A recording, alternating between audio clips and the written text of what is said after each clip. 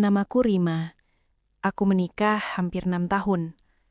Kalau dilihat dari luar, hidupku terlihat seperti hidup kebanyakan perempuan seusia aku. Tidak istimewa, tapi juga tidak buruk. Aku punya suami dengan pekerjaan tetap, gaji yang cukup untuk hidup sederhana, rumah kecil yang selalu kami jaga agar tetap rapi, dan rutinitas yang nyaris tidak pernah berubah. Bangun pagi sebelum matahari benar-benar tinggi, menyiapkan sarapan seadanya, memastikan suami berangkat kerja tepat waktu, lalu bersiap untuk pekerjaanku sendiri yang sifatnya paruh waktu. Sore hari aku pulang, membersihkan rumah sedikit, menunggu suami datang, lalu kami makan malam bersama. Setelah itu, hari seakan selesai begitu saja. Tidak ada drama besar dalam pernikahanku.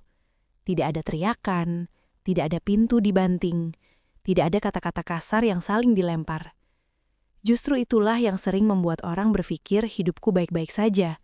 Bahkan mungkin sebagian iri. Mereka melihat ketenangan dan menganggapnya sebagai kebahagiaan. Padahal, di balik semua itu, ada sesuatu yang pelan-pelan mengering tanpa aku sadari. Kami terlalu tenang, terlalu datar. Seperti air di kolam yang tidak pernah bergelombang, lama-lama terasa pengap dan tidak menyegarkan. Suamiku bukan pria buruk. Aku tidak pernah menyangkal itu. Dia bertanggung jawab dengan caranya sendiri. Dia tidak pernah main tangan, tidak pernah meninggikan suara hanya untuk menunjukkan kuasa. Dia juga bukan tipe yang pelit soal uang. Selama kebutuhan rumah terpenuhi, dia tidak banyak protes. Tapi disitulah letak masalahnya. Dia juga bukan tipe yang banyak bicara. Pulang kerja, dia akan langsung mandi, lalu duduk di ruang tengah. Kadang menatap layar ponsel, kadang televisi. Jam demi jam berlalu tanpa percakapan berarti, sampai akhirnya dia tertidur dengan posisi yang sama. Aku sering mencoba memulai obrolan tentang hal kecil, tentang kejadian di tempat kerjaku, tentang tetangga, tentang rencana akhir pekan. Tapi jawabannya selalu singkat. Anggukan kecil, kata oh atau iya yang diucapkan tanpa benar-benar melihat wajahku. Sesekali senyum, tapi lebih seperti refleks daripada ekspresi yang tulus. Awalnya aku memaklumi. Aku pikir dia lelah. Beban kerja, tekanan hidup, semua itu bisa membuat seseorang kehabisan energi untuk berbincang. Aku mencoba mengerti karena aku adalah istrinya. Namun hari demi hari berlalu dengan pola yang sama, dan rasa yang tadinya bisa kutahan mulai berubah bentuk. Aku mulai merasa seperti tinggal serumah dengan orang asing. Kami berbagi atap, berbagi meja makan, bahkan berbagi tempat tidur, tapi tidak lagi berbagi cerita. Tidak berbagi rasa. Aku sering berbaring di sampingnya sambil menatap langit-langit kamar, mendengarkan nafasnya yang teratur, dan bertanya dalam hati, kapan terakhir kali dia benar-benar bertanya bagaimana hariku? Bukan sekedar basa-basi, tapi benar-benar ingin tahu. Aku tidak pernah berani menyebut diriku kesepian. Kata itu terasa terlalu dramatis, seolah aku menyalahkan keadaan. Padahal tidak ada yang benar-benar salah secara kasat mata. Tapi perasaan itu tetap ada. Perasaan kosong yang tidak bisa dijelaskan dengan mudah. Seperti duduk di ruangan penuh orang tapi merasa sendirian. Seperti berbicara tanpa suara, karena tidak ada yang benar-benar mendengar. Sampai suatu hari, aku bertemu dia. Tidak ada pertemuan dramatis seperti di film-film. Tidak ada musik latar, tidak ada tatapan lama yang membuat waktu seolah berhenti. Aku hanya datang ke tempat kerja lamaku untuk mengurus sesuatu yang tertunda. Bangunan itu masih sama, hanya sedikit direnovasi. Aroma kopi dari pantry masih menguar seperti dulu. Di sanalah aku bertemu Arga. Kami pernah satu tim bertahun-tahun lalu, sebelum aku menikah. Waktu itu kami hanya rekan kerja biasa, tidak ada cerita spesial. Setidaknya itulah yang selalu aku yakini. Saat aku melihatnya lagi, ada beberapa hal yang berubah. Rambutnya sedikit lebih pendek, wajahnya tampak lebih dewasa, mungkin karena usia atau pengalaman hidup. Tapi cara berbicaranya masih sama, hangat, tidak tergesa-gesa, matanya menatap lawan bicara, seolah apapun yang dikatakan benar-benar penting. Kami saling menyapa, awalnya canggung, bertanya kabar dengan senyum sopan. Obrolan ringan tentang pekerjaan lama, tentang siapa saja yang masih bertahan, siapa yang sudah pindah. Tidak ada yang istimewa, Tapi entah kenapa aku merasa nyaman. Aku merasa didengar. Ketika aku bercerita, dia menanggapi dengan kalimat lengkap, bukan sekedar anggukan. Dia mengingat hal-hal kecil yang aku sebutkan, sesuatu yang sudah lama tidak kurasakan. Kami bertukar kabar lebih lama dari yang aku perkirakan, tentang pekerjaannya sekarang, tentang hidup secara umum. Aku tidak menceritakan rumah tanggaku secara detail, tapi mungkin ada nada dalam suaraku yang tidak sepenuhnya netral. Dia tidak bertanya terlalu jauh, tapi caranya mendengarkan membuat aku ingin bicara lebih banyak. Seolah ada ruang aman yang tiba-tiba terbuka begitu saja. Aku pulang hari itu dengan perasaan aneh. Bukan bahagia berlebihan, tapi juga bukan biasa saja. Ada sesuatu yang tertinggal. Sebuah kehangatan kecil yang terus mengendap di dada. Aku mencoba mengigarakan. Aku bilang pada diri sendiri bahwa itu hanya nostalgia. Pertemuan dengan masa lalu memang sering membawa perasaan yang tidak jelas bentuknya. Aku berusaha menutup pikiran itu dan kembali pada rutinitasku. Namun, beberapa hari kemudian, Arga mengirim pesan. Nomornya entah bagaimana tersimpan di ponselku sejak lama. Pesannya singkat, menanyakan kabarku. Tidak ada nada menggoda, tidak ada kalimat yang melampaui batas. Aku sempat menatap layar cukup lama sebelum membalas. Ada bagian dalam diriku yang ragu. Ada juga bagian lain yang merasa senang, karena ada seseorang yang bertanya kabar tanpa diminta. Aku membalas dengan hati-hati. Jawaban singkat, netral. Kami bertukar pesan beberapa kali, lalu berhenti. Namun sejak saat itu, percakapan kecil itu seperti membuka pintu yang seharusnya tetap tertutup. Hari-hari berikutnya, pesan itu datang lagi. Kadang hanya sapaan pagi, kadang komentar ringan tentang hal yang kami bicarakan sebelumnya. Tidak intens, tapi cukup untuk membuat aku tersenyum kecil tanpa sadar. Aku tahu itu berbahaya. Aku sadar betul. Aku sudah menikah. Aku paham batas-batas yang seharusnya dijaga. Tapi aku juga tidak langsung berhenti. Ada alasan yang terus aku ulang dalam kepala. Ini hanya obrolan, tidak lebih. Tidak ada sentuhan, tidak ada janji, tidak ada kata-kata cinta. Aku masih pulang ke rumah yang sama, tidur di samping suami yang sama. Aku tidak merasa mengkhianati siapapun, setidaknya pada tahap itu. Yang tidak aku sadari, atau mungkin tidak ingin aku sadari, adalah perubahan kecil dalam diriku sendiri. Aku mulai menunggu bunyi notifikasi, mulai mengecek ponsel lebih sering, mulai merasa kecewa jika tidak ada pesan masuk. Aku mulai menyusun kata-kata dengan lebih hati-hati saat membalas, bukan karena takut salah, tapi karena ingin terlihat menarik. Semua itu terjadi pelan-pelan, tanpa lonceng peringatan. Di rumah, suasana tetap sama. Suamiku tetap dengan rutinitasnya. Kami tetap makan malam bersama, tetap duduk di ruang yang sama, tapi di kepalaku ada dunia lain yang diam-diam tumbuh. Dunia di mana aku merasa dilihat. Dunia di mana ceritaku tidak berhenti di anggukan singkat. Dunia yang seharusnya tidak ada, tapi terasa sangat nyata. Aku mulai membandingkan, meskipun aku tidak ingin mengakuinya. Bukan membandingkan secara sadar, tapi perasaan itu muncul begitu saja. Cara Arga menanggapi ceritaku, cara dia bertanya balik, cara dia mengingat hal-hal kecil. Semua itu kontras dengan kesunyian di rumah. Setiap kali suamiku sibuk dengan ponselnya, aku merasa jarak itu semakin nyata. Aku pernah mencoba kembali mendekat, mencoba lebih keras. Aku memasak makanan kesukaannya, mengajaknya berbicara dengan nada lebih lembut, tapi hasilnya tetap sama. Tidak buruk, tapi tidak berubah. Seolah dia tidak menyadari ada sesuatu yang hilang di antara kami. Dalam diam itu, aku semakin tenggelam dalam pembenaran. Aku bilang pada diri sendiri bahwa aku hanya butuh teman bicara, bahwa setiap orang berhak merasa didengar, bahwa aku tidak melakukan apapun yang benar-benar salah. Tapi di sisi lain ada suara kecil yang mulai gelisah. Suara yang bertanya sampai kapan aku bisa berdiri di garis ini tanpa jatuh. Setiap malam, sebelum tidur aku sering memandangi punggung suamiku yang membelakangiku. Aku bertanya dalam hati, apakah dia masih melihat aku sebagai istrinya, atau hanya sebagai bagian dari rutinitas? Aku merasa bersalah karena pikiran itu, tapi juga tidak bisa menghentikannya. Aku berada di persimpangan yang belum aku sadari sepenuhnya. Pertemuan singkat dengan Arga, obrolan yang terasa ringan, semua itu seperti percikan kecil di ruang yang sudah lama dingin. Dan aku, tanpa benar-benar menyadari risikonya, mulai menghangatkan tangan di dekat api itu. Aku masih berdiri di tempat yang sama, tapi arah pandangku sudah sedikit bergeser. Aku masih menyebutnya sebagai obrolan biasa, Tapi di dalam diriku, ada sesuatu yang mulai berubah, pelan-pelan namun pasti. Komunikasi kami berlanjut tanpa aku benar-benar sadar kapan titik perubahannya terjadi. Awalnya hanya obrolan sesekali, balasan singkat yang bisa dihitung dengan jari. Lalu entah sejak kapan, pesan itu datang hampir setiap hari. Tidak pernah ada kata cinta yang dituliskan. Tidak ada kalimat besar tentang masa depan atau janji manis yang terdengar berlebihan. Justru itu yang membuat semuanya terasa aman.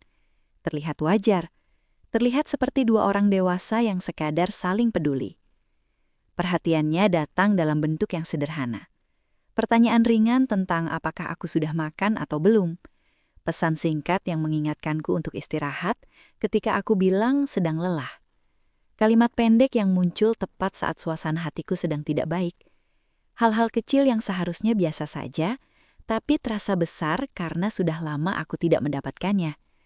Aku tidak pernah meminta, tapi setiap kali itu datang, aku merasa ada yang mengisi ruang kosong yang selama ini kuabaikan. Aku mulai menunggu pesan-pesan itu. Bangun pagi dengan refleks mengecek ponsel. Tersenyum kecil saat melihat namanya muncul di layar. Lalu cepat-cepat menghapus ekspresi itu sebelum suamiku melihat. Aku mulai menaruh ponselku terbalik di meja. Mulai membawa ponsel ke kamar mandi. Bukan karena suamiku mencurigai apapun. Dia tetap sama seperti biasanya. Tenang, diam, tidak banyak bertanya. Justru karena itu aku merasa semakin bersalah. Setiap kali suamiku mendekat, jantungku berdebar lebih cepat. Bukan karena takut ketahuan, tapi karena rasa bersalah yang muncul tanpa diundang. Perasaan seolah aku sedang melakukan sesuatu di belakang orang yang seharusnya paling aku jaga perasaannya. Aku sering menarik napas panjang, mencoba menenangkan diri, meyakinkan hati bahwa aku belum melangkah terlalu jauh, bahwa semua ini masih bisa dihentikan kapan saja. Namun pembenaran itu semakin sering kuucapkan. Aku bilang pada diriku sendiri bahwa aku tidak selingkuh, aku tidak menyentuh, aku tidak berbohong secara langsung. Aku masih istri yang pulang tepat waktu, yang menyiapkan makan malam, yang menanyakan kabar suami walau jawabannya selalu singkat. Aku berpegang pada batas yang samar itu, seolah-olah itu adalah pagar yang kokoh. Pesan-pesan kami tidak pernah mengarah ke hal yang vulgar. Tidak ada foto aneh, tidak ada kalimat yang secara terang-terangan melanggar. Tapi ada kedekatan emosional yang tumbuh tanpa izin. Aku mulai bercerita tentang hal-hal yang bahkan tidak lagi kuceritakan pada suamiku.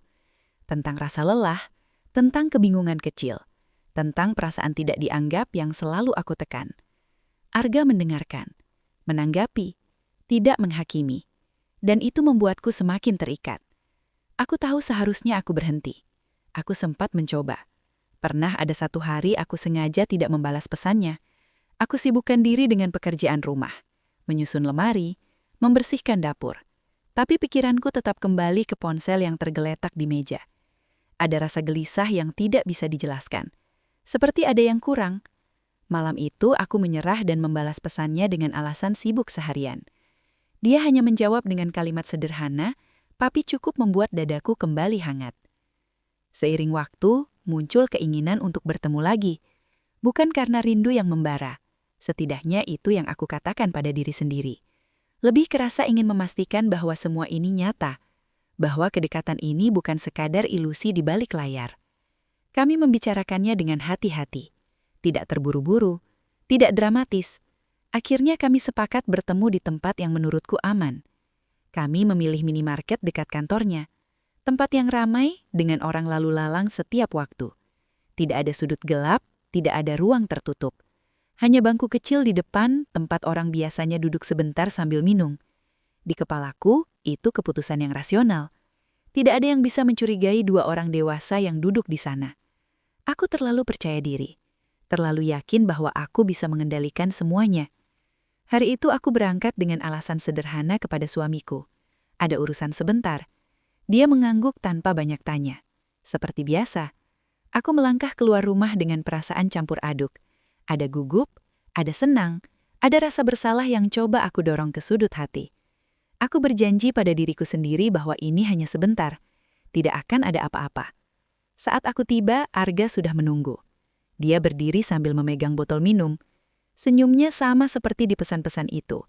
Hangat, tidak berlebihan. Kami membeli minuman masing-masing, lalu duduk di bangku kecil depan minimarket. Lalu lintas orang keluar masuk membuat suasana terasa normal. Terlalu normal sampai aku lupa bahwa ada batas yang seharusnya tetap terjaga. Kami ngobrol santai, tentang pekerjaan, tentang hal-hal kecil yang terjadi belakangan. Kami tertawa pelan, menahan suara agar tidak terlalu mencolok.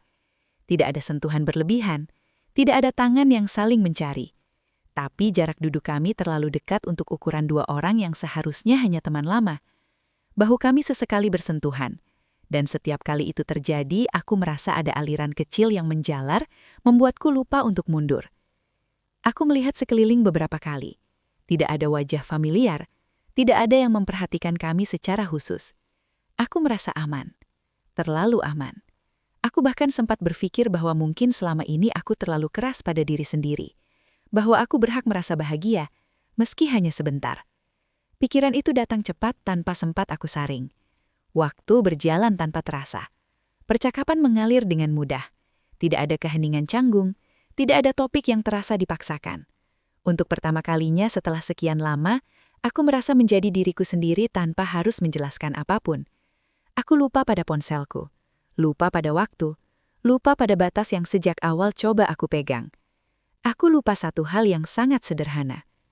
Kamera itu sudah merekam semuanya. Kamera yang diam, tidak bersuara, tapi merekam semuanya tanpa peduli niat atau alasan.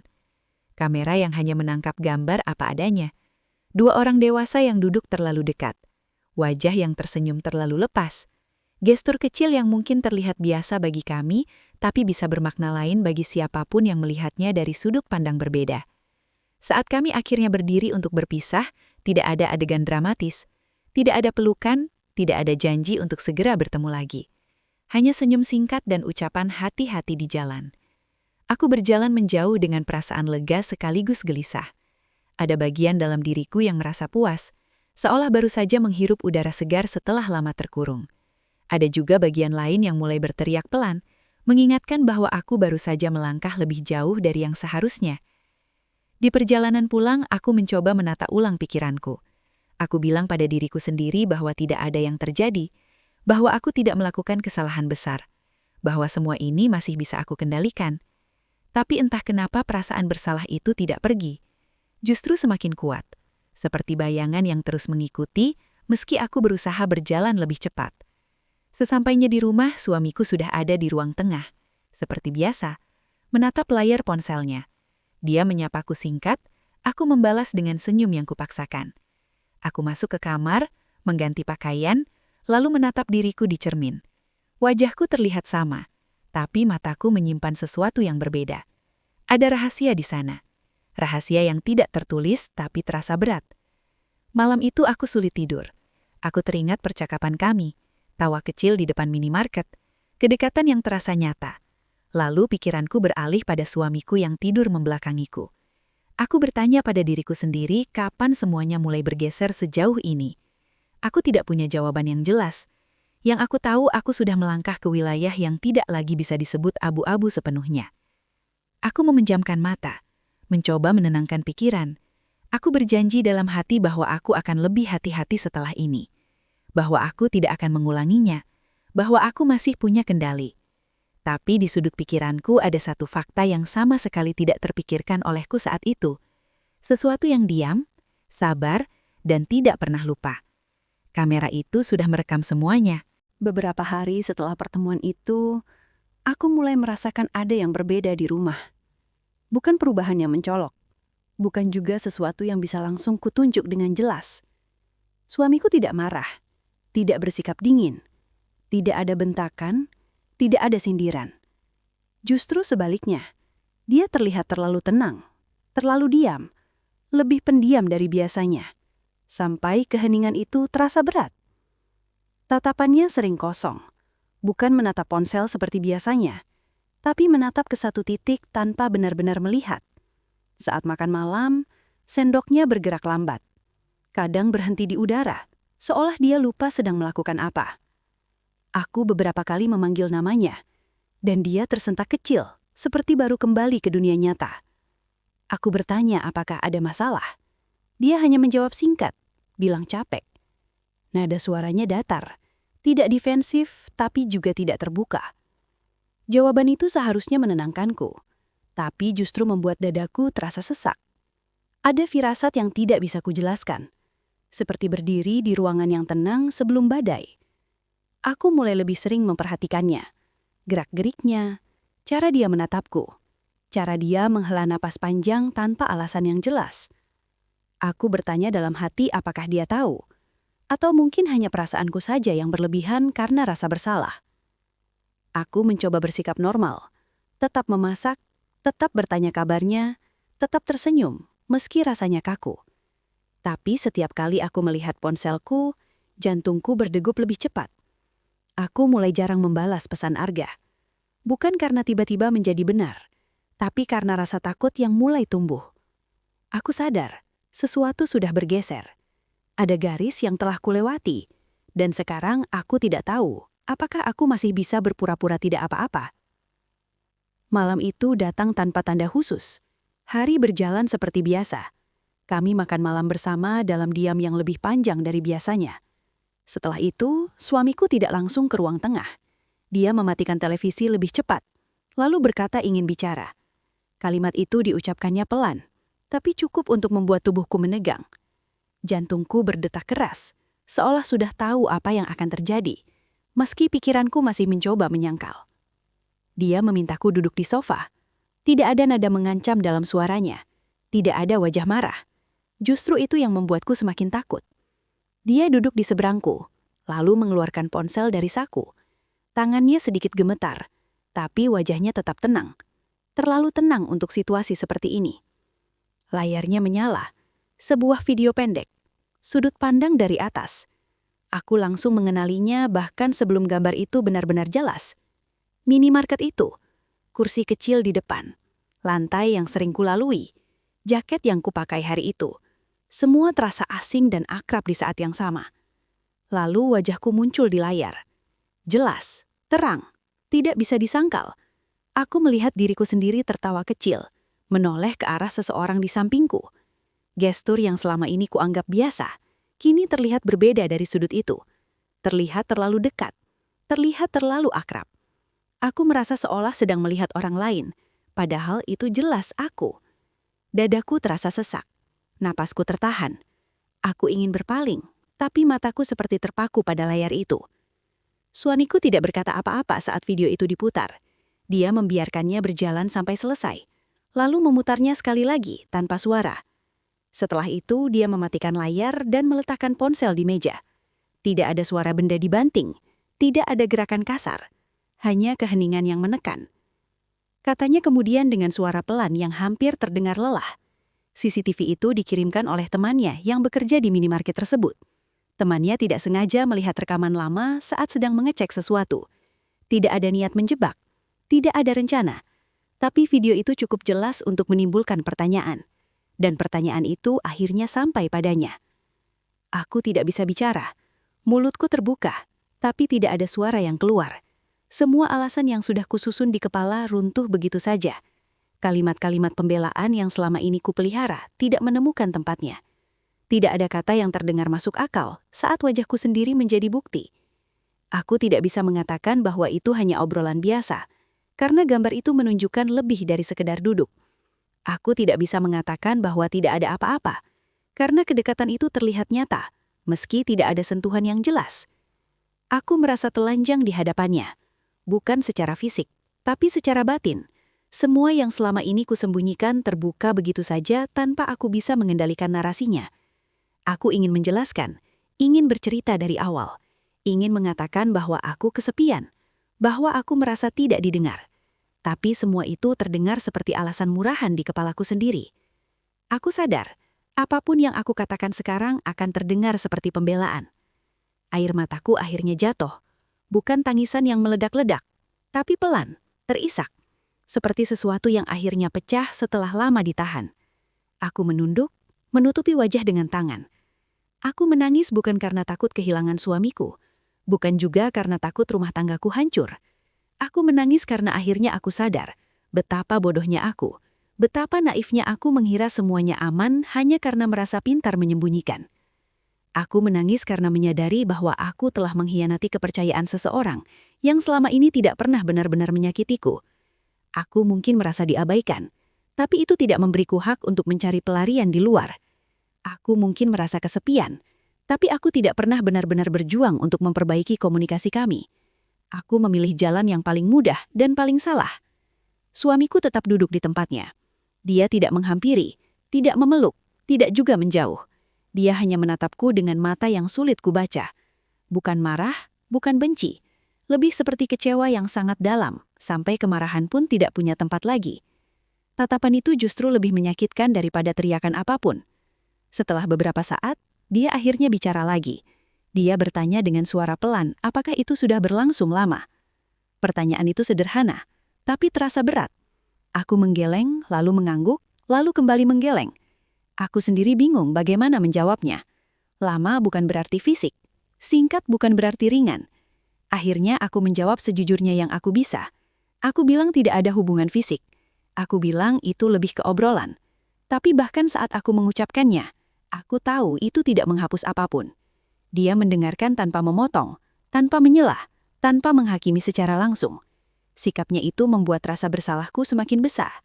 Aku berharap dia marah, karena dengan begitu mungkin aku bisa merasa sedikit lebih ringan. Tapi ketenangannya justru membuatku merasa kecil. Seolah aku telah menghancurkan sesuatu yang berharga tanpa benar-benar menyadarinya. Dia kemudian berdiri dan berkata ingin sendiri dulu. Bukan pergi, bukan meninggalkanku malam itu, tapi masuk ke kamar lain. Aku duduk di sofa sendirian, masih dengan air mata yang belum sepenuhnya kering.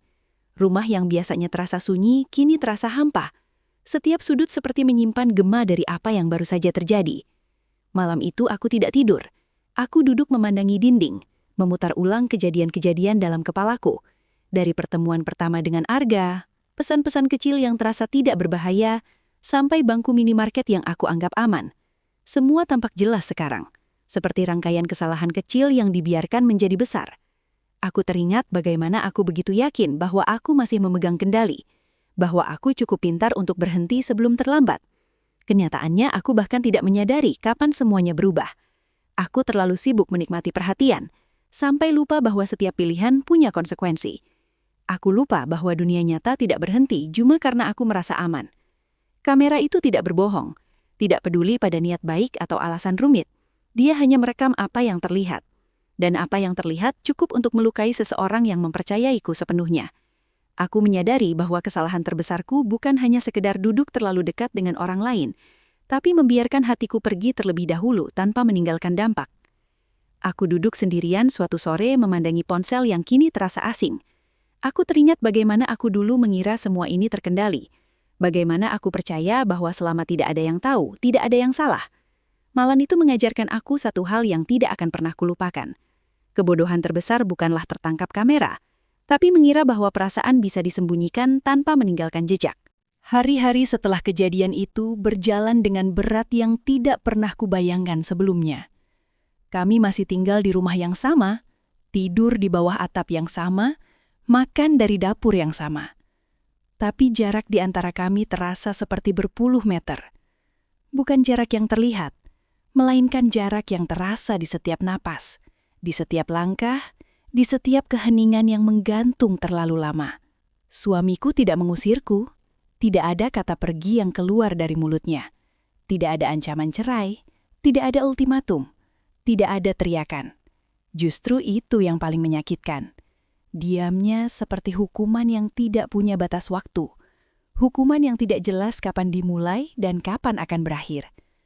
Aku sering berpikir, andai dia marah, andai dia berteriak, mungkin aku bisa merasa sedikit lebih lega. Tapi ketenangannya terasa seperti dinding tinggi yang tidak bisa kupanjat. Kami hampir tidak berbicara. Kalaupun bicara, hanya sebatas hal-hal yang benar-benar perlu. Tentang belanja, tentang tagihan, tentang jadwal. Suaranya tetap datar, sopan, bahkan terdengar normal bagi orang luar. Tapi aku tahu, ada sesuatu yang mati di sana. Sesuatu yang dulu mungkin tidak pernah aku hargai karena terlalu sibuk merasa kurang. Aku sering mencuri pandang ke arahnya. Wajahnya sama, Tapi sorot matanya berbeda. Lebih redup, lebih jauh. Seperti seseorang yang hadir secara fisik, tapi pikirannya berada di tempat lain. Aku ingin mendekat, ingin menyentuh bahunya, ingin meminta maaf sekali lagi. Tapi setiap kali aku melangkah, ada rasa takut yang menahanku. Takut jika kehadiranku justru menambah beban yang sudah ada. Malam-malam menjadi waktu yang paling berat. Kami tidur di ranjang yang sama, tapi tubuh kami seolah memiliki garis tak kasat mata di tengahnya. Aku berbaring kaku, menatap langit-langit, mendengarkan suara napasnya. Tidak ada sentuhan kecil seperti dulu. Tidak ada gerakan refleks mencari tanganku. Aku sadar, jarak itu bukan ia ciptakan sendirian. Aku sendiri yang meletakkan batu pertama. Aku benar-benar memutuskan semua komunikasi dengan Arga. Tidak ada lagi pesan, tidak ada lagi balasan. Aku menghapus nomor itu, memblokirnya, bukan karena takut ketahuan, tapi karena aku tahu aku harus berhenti sepenuhnya. Pesan terakhir yang kukirim sangat singkat. Tidak ada drama, tidak ada penjelasan panjang, hanya kalimat bahwa aku tidak bisa melanjutkan komunikasi ini. Aku tahu, apapun alasanku, kesalahan tetap kesalahanku. Menjelaskan terlalu banyak hanya akan terdengar seperti pembelaan. Setelah itu, aku merasa kosong. Bukan kehilangan Arga, tapi kehilangan sesuatu yang selama ini kupakai sebagai pelarian. Tiba-tiba aku harus berhadapan langsung dengan kenyataan yang selama ini kuhindari. Kesunyian di rumah, jarak dengan suamiku, dan rasa bersalah yang tidak bisa lagi kusingkirkan dengan alasan apapun. Aku mulai banyak merenung, duduk sendirian di ruang tamu saat rumah sepi, menatap jendela tanpa benar-benar melihat keluar, mengingat kembali titik awal semuanya. Aku mencoba jujur pada diriku sendiri, sesuatu yang tidak pernah benar-benar kulakukan sebelumnya. Aku bertanya, kenapa aku sampai sejauh ini? Dan jawabannya muncul perlahan, tidak menyenangkan, tapi jujur. Aku tidak selingkuh karena tidak dicintai. Suamiku tidak pernah menyakitiku secara langsung. Dia mungkin diam, mungkin jauh, tapi dia tidak pernah mengkhianatiku. Aku selingkuh karena ingin diperhatikan, karena ingin didengar, karena ingin merasa berarti. Dan aku mencarinya di tempat yang salah, dengan cara yang salah. Aku menyadari bahwa selama ini aku terlalu sibuk menghitung apa yang tidak aku dapatkan, sampai lupa melihat apa yang sebenarnya aku miliki. Aku menganggap kehadiran suamiku sebagai sesuatu yang pasti, sesuatu yang tidak akan berubah apapun yang kulakukan. Aku lupa bahwa kepercayaan adalah sesuatu yang rapuh. Sekali retak, tidak ada jaminan bisa kembali seperti semula. Aku mengira bisa mengendalikan situasi. Mengira selama aku berhati-hati, selama tidak ada sentuhan fisik, semuanya akan baik-baik saja. Aku merasa pintar karena bisa menyembunyikan percakapan, menyimpan ponsel, memilih tempat ramai. Aku merasa aman karena tidak ada yang melihat secara langsung. Padahal aku lupa satu hal sederhana. Kebenaran selalu punya caranya sendiri untuk muncul. Kadang lewat sesuatu yang tidak pernah kita pikirkan. Kadang lewat hal sesederhana kamera di sudut ruangan. Setiap kali mengingat rekaman itu, dadaku terasa sesak. Bukan karena takut, tapi karena malu. Malu pada diriku sendiri. Malu pada wajah yang terekam itu terlihat begitu lepas, begitu nyaman. Sementara di rumah ada seseorang yang tidak tahu apa-apa dan tetap percayaku. Aku bertanya dalam hati, bagaimana aku bisa setega itu, meski tanpa sadar. Aku mencoba mengambil peran yang seharusnya aku lakukan sejak awal. Aku mulai membuka percakapan, meski seringkali berakhir singkat. Aku meminta maaf lagi, dengan kata-kata yang sederhana, tanpa drama, tanpa menangis. Aku tahu maaf tidak menghapus luka, tapi aku merasa perlu mengatakannya dengan sadar, bukan karena ketahuan, melainkan karena benar-benar menyesal. Suamiku mendengarkan, seperti biasa, tidak memotong, tidak mengusir, tapi juga tidak langsung memaafkan. Dia bilang dengan suara pelan bahwa kepercayaannya hancur, bukan karena aku duduk di minimarket dengan orang lain, tapi karena aku memilih menyembunyikan sesuatu darinya. Kalimat itu menghantamku lebih keras daripada tuduhan apapun. Dia bilang selama ini dia memang banyak diam. Dia sadar akan itu. Tapi dia tidak pernah berpikir bahwa diamnya akan membuatku mencari tempat lain untuk berbagi. Dia mengira rumah kami cukup aman untuk segala bentuk kekurangan. Dan sekarang, dia merasa rumah itu tidak lagi utuh. Aku tidak membela diri. Untuk pertama kalinya, aku benar-benar mendengarkan. Mendengar rasa kecewanya, mendengar rasa bingungnya, mendengar betapa bodohnya aku mengira hanya aku yang merasa sendiri. Ternyata, kami berdua sama-sama terjebak dalam diam, hanya dengan pilihan yang berbeda. Hari demi hari berlalu tanpa kepastian. Tidak ada keputusan besar, tidak ada titik terang yang jelas, tapi ada usaha kecil yang mulai muncul. Kami mulai duduk di meja yang sama lebih lama, mulai berbicara, meski seringkali canggung. Aku belajar menahan keinginan untuk langsung didengarkan dan mencoba mendengarkan terlebih dahulu. Aku sadar, selama ini aku menuntut perhatian, tapi jarang benar-benar memberi. Aku belajar menerima bahwa memperbaiki sesuatu yang rusak tidak pernah instan. Ada hari di mana suasana terasa sedikit lebih ringan, lalu keesokan harinya kembali dingin. Ada hari di mana aku merasa berharap, lalu malamnya kembali merasa bersalah. Proses itu melelahkan, tapi aku tahu aku tidak berhak mengeluh. Ini konsekuensi dari pilihanku sendiri. Aku juga belajar bahwa penyesalan tidak selalu datang dengan teriakan. Kadang ia datang dalam bentuk keheningan lama, dalam tatapan yang tidak lagi sama, dalam jarak kecil yang terasa sangat jauh. Dan itu jauh lebih menyiksa daripada dimarahi. Setiap kali aku hampir tenggelam dalam rasa bersalah, aku mengingat satu hal. Aku tidak bisa mengubah apa yang sudah terjadi. Aku tidak bisa menghapus rekaman itu. Aku tidak bisa memutar waktu ke hari sebelum aku duduk di bangku minimarket itu. Yang bisa aku lakukan adalah memilih apa yang akan aku lakukan setelahnya. Apakah aku akan terus lari dari kesalahan, atau benar-benar bertanggung jawab atas kesalahan itu? Aku berhenti mencari alasan. Aku berhenti menyalahkan kesepian, rutinitas, atau sikap suamiku. Semua itu mungkin berperan, tapi keputusan tetap ada di tanganku. Dan aku memilih jalan yang salah. Mengakui itu terasa pahit, tapi juga melegakan. Untuk pertama kalinya, aku tidak lagi berbohong pada diriku sendiri. Kadang-kadang aku bertanya-tanya, andai saja aku berani bicara lebih awal. Andai saja aku jujur tentang perasaanku sebelum mencari pelarian, mungkin semuanya akan berbeda. Tapi pikiran itu tidak membawaku kemana-mana. Penyesalan tidak mengubah masa lalu, hanya bisa menjadi pelajaran jika aku mau belajar. Kini aku menjalani hari dengan kesadaran yang berbeda. Setiap perhatian kecil dari suamiku, sekecil apapun, terasa berarti. Setiap percakapan meski singkat, terasa lebih jujur. Aku tidak tahu akhir dari semua ini. Apakah kami akan benar-benar pulih atau memilih jalan masing-masing? Tapi satu hal yang aku tahu, aku tidak ingin hidup dengan kebohongan kecil yang perlahan menghancurkan segalanya. Aku belajar dengan cara yang paling menyakitkan, bahwa merasa diperhatikan bukanlah hak yang bisa diambil sembarangan. Ia harus dibangun, dijaga, dan dibicarakan. Dan ketika kita mencarinya di tempat yang salah, selalu ada harga yang harus dibayar. Harga itu bisa datang kapan saja, dari arah yang tidak terduga, bahkan dari kamera kecil yang selama ini kita anggap tidak penting. Hari-hari itu mengajarkanku satu hal yang tidak akan pernah kulupakan. Tidak ada rahasia yang benar-benar aman, tidak ada kebohongan yang benar-benar kecil, dan tidak ada kesalahan yang bisa dianggap sepele hanya karena belum ketahuan. Semua akan menemukan jalannya sendiri untuk muncul ke permukaan. Dan saat itu terjadi, yang tersisa hanyalah keberanian untuk menghadapi akibatnya, tanpa lari, tanpa berdalih, dan tanpa lagi menyembunyikan apapun. Hari-hari setelah kejadian itu berjalan dengan berat yang tidak pernah kubayangkan sebelumnya.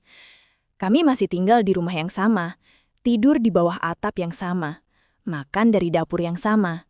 Tapi jarak di antara kami terasa seperti berpuluh meter. Bukan jarak yang terlihat, melainkan jarak yang terasa di setiap napas, di setiap langkah, di setiap keheningan yang menggantung terlalu lama. Suamiku tidak mengusirku, tidak ada kata pergi yang keluar dari mulutnya. Tidak ada ancaman cerai, tidak ada ultimatum, tidak ada teriakan. Justru itu yang paling menyakitkan. Diamnya seperti hukuman yang tidak punya batas waktu. Hukuman yang tidak jelas kapan dimulai dan kapan akan berakhir. Aku sering berpikir, andai dia marah, andai dia berteriak, mungkin aku bisa merasa sedikit lebih lega. Tapi ketenangannya terasa seperti dinding tinggi yang tidak bisa kupanjat. Kami hampir tidak berbicara, kalaupun bicara hanya sebatas hal-hal yang benar-benar perlu. Tentang belanja, tentang tagihan, tentang jadwal. Suaranya tetap datar, sopan, bahkan terdengar normal bagi orang luar. Tapi aku tahu, ada sesuatu yang mati di sana. Sesuatu yang dulu mungkin tidak pernah aku hargai karena terlalu sibuk merasa kurang. Aku sering mencuri pandang ke arahnya. Wajahnya terlihat sama, tapi sorot matanya berbeda. Lebih redup, lebih jauh. Seperti seseorang yang hadir secara fisik, tapi pikirannya berada di tempat lain. Aku ingin mendekat, ingin menyentuh bahunya, ingin meminta maaf sekali lagi. Tapi setiap kali aku melangkah, ada rasa takut yang menahanku. Takut jika kehadiranku justru menambah beban yang sudah ada. Malam-malam menjadi waktu yang paling berat. Kami tidur di ranjang yang sama, tapi tubuh kami seolah memiliki garis tak kasat mata di tengahnya.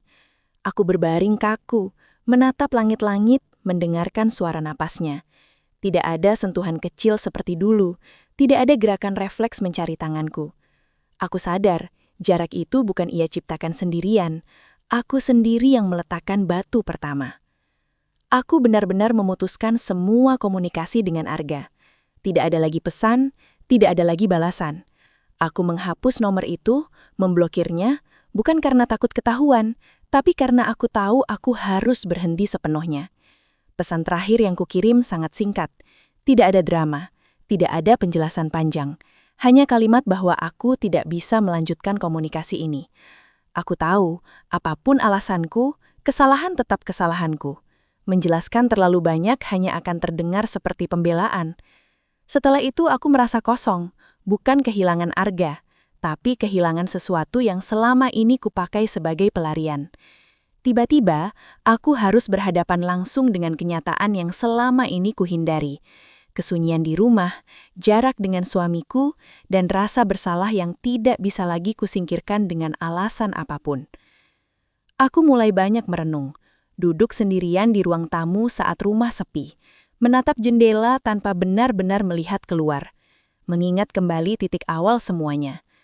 Aku mencoba jujur pada diriku sendiri, sesuatu yang tidak pernah benar-benar kulakukan sebelumnya. Aku bertanya, kenapa aku sampai sejauh ini? Dan jawabannya muncul perlahan. Tidak menyenangkan, tapi jujur. Aku tidak selingkuh karena tidak dicintai. Suamiku tidak pernah menyakitiku secara langsung. Dia mungkin diam, mungkin jauh, tapi dia tidak pernah mengkhianatiku. Aku selingkuh karena ingin diperhatikan, karena ingin didengar, karena ingin merasa berarti, dan aku mencarinya di tempat yang salah dengan cara yang salah. Aku menyadari bahwa selama ini aku terlalu sibuk menghitung apa yang tidak aku dapatkan sampai lupa melihat apa yang sebenarnya aku miliki. Aku menganggap kehadiran suamiku sebagai sesuatu yang pasti, sesuatu yang tidak akan berubah apapun yang kulakukan. Aku lupa bahwa kepercayaan adalah sesuatu yang rapuh. Sekali retak, tidak ada jaminan bisa kembali seperti semula. Aku mengira bisa mengendalikan situasi. Mengira selama aku berhati-hati, selama tidak ada sentuhan fisik, semuanya akan baik-baik saja. Aku merasa pintar karena bisa menyembunyikan percakapan, menyimpan ponsel, memilih tempat ramai. Aku merasa aman karena tidak ada yang melihat secara langsung. Padahal, aku lupa satu hal sederhana. Kebenaran selalu punya caranya sendiri untuk muncul. Kadang lewat sesuatu yang tidak kita pikirkan. Kadang lewat hal sesederhana kamera di sudut ruangan. Setiap kali mengingat rekaman itu, dadaku terasa sesak. Bukan karena takut, tapi malu. Malu pada diriku sendiri. Malu pada wajah yang terekam itu terlihat begitu lepas, begitu nyaman. Sementara di rumah ada seseorang yang tidak tahu apa-apa dan tetap mempercayaiku. Aku bertanya dalam hati, bagaimana aku bisa setega itu, meski tanpa sadar. Aku mencoba mengambil peran yang seharusnya aku lakukan sejak awal. Aku mulai membuka percakapan, meski seringkali berakhir singkat. Aku meminta maaf lagi, dengan kata-kata yang sederhana, tanpa drama, tanpa menangis. Aku tahu maaf tidak menghapus luka, tapi aku merasa perlu mengatakannya dengan sadar, bukan karena ketahuan, melainkan karena benar-benar menyesal. Suamiku mendengarkan, seperti biasa, tidak memotong, tidak mengusir, tapi juga tidak langsung memaafkan. Dia bilang dengan suara pelan bahwa kepercayaannya hancur, Bukan karena aku duduk di minimarket dengan orang lain, tapi karena aku memilih menyembunyikan sesuatu darinya. Kalimat itu menghantamku lebih keras daripada tuduhan apapun. Dia bilang selama ini dia memang banyak diam. Dia sadar akan itu, tapi dia tidak pernah berpikir bahwa diamnya akan membuatku mencari tempat lain untuk berbagi. Dia mengira rumah kami cukup aman untuk segala bentuk kekurangan. Dan sekarang, dia merasa rumah itu tidak lagi utuh. Aku tidak membela diri. Untuk pertama kalinya, aku benar-benar mendengarkan. Mendengar rasa kecewanya, mendengar rasa bingungnya, mendengar betapa bodohnya aku mengira hanya aku yang merasa sendiri. Ternyata, kami berdua sama-sama terjebak dalam diam, hanya dengan pilihan yang berbeda. Hari demi hari berlalu tanpa kepastian. Tidak ada keputusan besar, tidak ada titik terang yang jelas. Tapi ada usaha kecil yang mulai muncul. Kami mulai duduk di meja yang sama lebih lama, mulai berbicara, meski seringkali canggung. Aku belajar menahan keinginan untuk langsung didengarkan dan mencoba mendengarkan terlebih dulu. Aku sadar, selama ini aku menuntut perhatian, tapi jarang benar-benar memberi. Aku belajar menerima bahwa memperbaiki sesuatu yang rusak tidak pernah instan.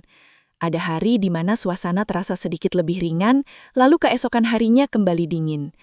Ada hari di mana aku merasa berharap, lalu malamnya kembali merasa bersalah. Proses itu melelahkan, tapi aku tahu aku tidak berhak mengeluh. Ini konsekuensi dari pilihanku sendiri. Aku juga belajar bahwa penyesalan tidak selalu datang dengan teriakan. Kadang ia datang dalam bentuk keheningan panjang, dalam tatapan yang tidak lagi sama, dalam jarak kecil yang terasa sangat jauh. Dan itu jauh lebih menyiksa daripada dimarahi. Setiap kali aku hampir tenggelam dalam rasa bersalah, aku mengingat satu hal. Aku tidak bisa mengubah apa yang sudah terjadi. Aku tidak bisa menghapus rekaman itu. Aku tidak bisa memutar waktu ke hari sebelum aku duduk di bangku minimarket itu. Yang bisa aku lakukan adalah memilih apa yang akan kulakukan setelahnya. Apakah aku akan terus lari dari kesalahan atau benar-benar bertanggung jawab atasnya? Aku berhenti mencari alasan. Aku berhenti menyalahkan kesepian, rutinitas, atau sikap suamiku. Semua itu mungkin berperan, tapi keputusan tetap ada di tanganku, dan aku memilih jalan yang salah. Mengakui itu terasa pahit, tapi juga melegakan. Untuk pertama kalinya, aku tidak lagi berbohong pada diriku sendiri. Kadang-kadang aku bertanya-tanya, andai saja aku berani bicara lebih awal, andai saja aku jujur tentang perasaanku sebelum mencari pelarian, mungkin semuanya akan berbeda. Tapi pikiran itu tidak membawaku kemana-mana. Penyesalan tidak mengubah masa lalu, hanya bisa menjadi pelajaran jika aku mau belajar. Kini aku menjalani hari dengan kesadaran yang berbeda. Setiap perhatian kecil dari suamiku, sekecil apapun, terasa berarti. Setiap percakapan, meski singkat, terasa lebih jujur. Aku tidak tahu akhir dari semua ini. Apakah kami akan benar-benar pulih atau memilih jalan masing-masing? Tapi satu hal yang aku tahu, aku tidak lagi ingin hidup dengan kebohongan kecil yang perlahan menghancurkan segalanya. Aku belajar dengan cara yang paling menyakitkan, bahwa merasa diperhatikan bukanlah hak yang bisa diambil sembarangan. Ia harus dibangun, dijaga, dan dibicarakan. Dan ketika kita mencarinya di tempat yang salah, selalu ada harga yang harus dibayar. Harga itu bisa datang kapan saja, dari arah yang tidak terduga. Bahkan dari kamera kecil yang selama ini kita anggap tidak penting. Hari-hari itu mengajarkanku satu hal yang tidak akan pernah kulupakan. Tidak ada rahasia yang benar-benar aman. Tidak ada kebohongan yang benar-benar kecil. Dan tidak ada kesalahan yang bisa dianggap sepele hanya karena belum ketahuan. Semua akan menemukan jalannya sendiri untuk muncul ke permukaan. Dan saat itu terjadi, yang tersisa hanyalah keberanian untuk menghadapi akibatnya tanpa lari, tanpa berdalih, dan tanpa lagi menyembunyikan apapun.